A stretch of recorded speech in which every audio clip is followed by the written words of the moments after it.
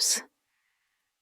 Once upon a time, there lived a king and queen who had no children, and this they lamented very much.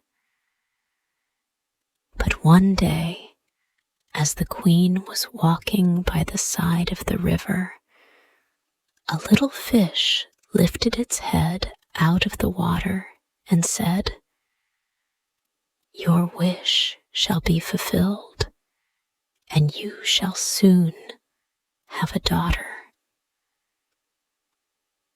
What the little fish had foretold soon came to pass, and the queen had a little girl who was so very beautiful that the king could not cease looking on her for joy, and determined to hold a great feast. So he invited not only his relations, friends, and neighbors, but also all the fairies, that they might be kind and good to his little daughter. Now there were 13 fairies in his kingdom, and he had only 12 golden dishes for them to eat out of, so that he was obliged to leave one of the fairies without an invitation. The rest came, and after the feast was over, they gave all their best gifts to the little princess. One gave her virtue, another beauty, another riches, and so on, till she had all that was excellent in the world.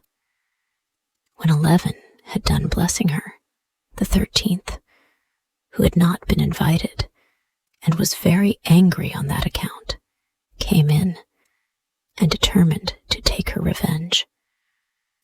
So she cried out, "The king's daughter shall in her 15th year be wounded by a spindle and fall down dead." Then the 12th, who had not yet given her gift, came forward and said that the bad wish must be fulfilled, but that she could soften it, and that the king's daughter should not die, but fall asleep for 100 years. But the king hoped to save his dear child from the threatened evil, and ordered that all the spindles in the kingdom should be bought up and destroyed. All the fairies' gifts were in the meantime fulfilled, for the princess was so beautiful and well behaved and amiable and wise that everyone who knew her loved her. Now it happened that on the very day she was 15 years old, the king and queen were not at home, and she was left alone in the palace. So she roamed about by herself and looked at all the rooms and chambers, till at last she came to an old tower, to which there was a narrow staircase ending with a little door. In the door there was a golden key, and when she turned it, the door sprang open, and there sat an old lady spinning away very busily. "Why, how now, good mother?" said the princess. "What are you doing there?" "Spinning," said the old lady, and nodded her head. "How prettily that little thing turns round," said the princess, and took the spindle and began to spin. But scarcely had she touched it before the prophecy was fulfilled, and she fell down lifeless on the ground. However, she was not dead, but had only fallen into a deep sleep. And the king and the queen, who just then came home, and all their court, fell asleep too, and the horses slept in the stables, and the dogs in the yard, and the pigeons on the housetop, and the flies on the walls. Even the fire on the hearth left off blazing and went to sleep. And the meat that was roasting stood still. And the cook, who was at that moment pulling the kitchen boy by the hair to give him a box on the ear for something he had done amiss, let him go, and both fell asleep. And so everything stood still and slept soundly. A high hedge of thorns soon grew around the palace, and every year it became higher and thicker, till at last the whole palace was surrounded and hidden, so that not even the roof or the chimneys could be seen. But there went a report through all the land of the beautiful sleeping Briar Rose, for thus was the king's daughter called, so that from time to time several kings' sons came and tried to break through the thicket into the palace.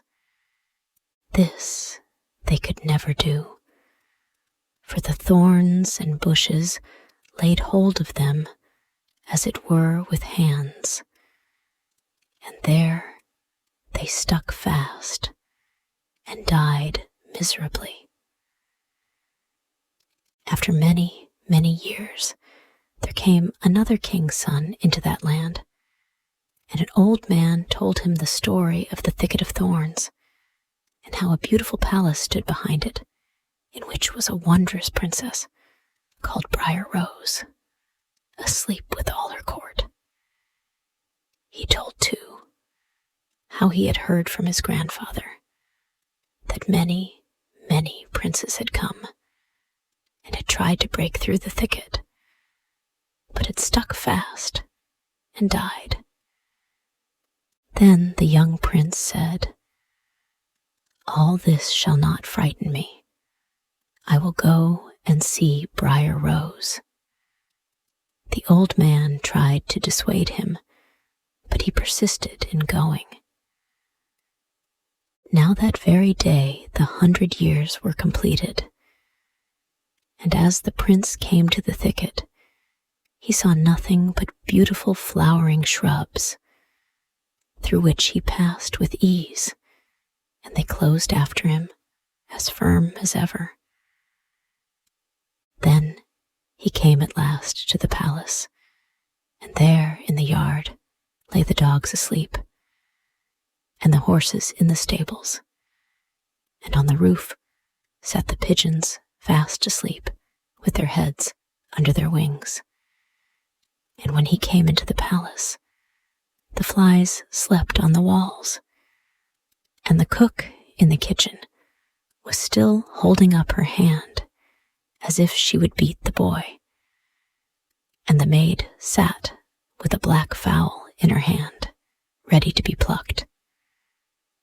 Then he went on still further, and all was so still that he could hear every breath he drew, till at last he came to the old tower and opened the door of the little room in which Briar Rose was, and there she lay fast asleep, and looked so beautiful that he could not take his eyes off, and he stooped down and gave her a kiss. But the moment he kissed her, she opened her eyes and awoke, and smiled upon him. Then they went out together, and presently the king and queen also awoke, and all the court, and they gazed on each other with great wonder. And the horses got up and shook themselves, and the dogs jumped about and barked. The pigeons took their heads from under their wings and looked about and flew into the fields. The flies on the walls buzzed away, The fire in the kitchen blazed up and cooked the dinner, and the roast meat turned round again. The cook gave the boy the box on his ear so that he cried out, and the maid went on plucking the fowl. And then was the wedding of the prince and Briar Rose celebrated, and they lived happily together all their lives.